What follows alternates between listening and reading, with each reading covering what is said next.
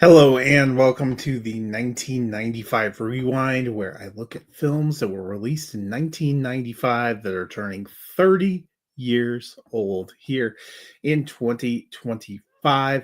It has been a long journey since the middle of the summer, but we are completing the 1995 Rewind today with one last film. Next week, we'll start the 1990 rewind as I go back another 5 years to kind of showcase films turning 35 to the end of the year. But before we get out of 1995, there is one last one I had to do, and almost perfect timing. Last weekend was Batman Day.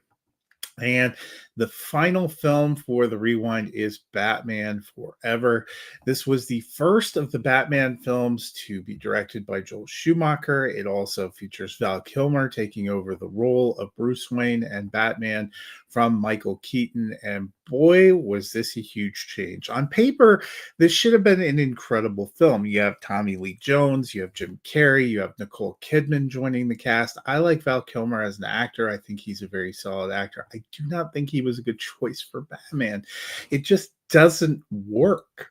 Of all the Batman, uh, of all the actors who've played Batman on the big screen, and I am including Adam West in this, Val Kilmer is my least favorite. And in fact, this is my least favorite movie. A lot of people point to Schumacher's second outing, Batman and Robin.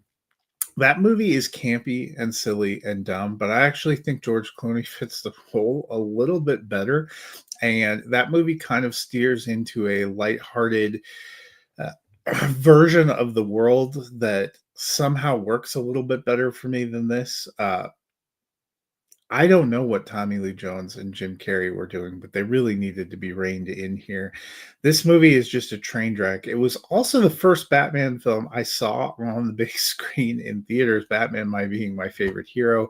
I had seen the Michael Keaton films on video, but I was in high school when this one came out and got to go see it. I still remember the soundtrack. I still remember a lot of things about the screening. It's memorable. I just don't think it's a good Batman film.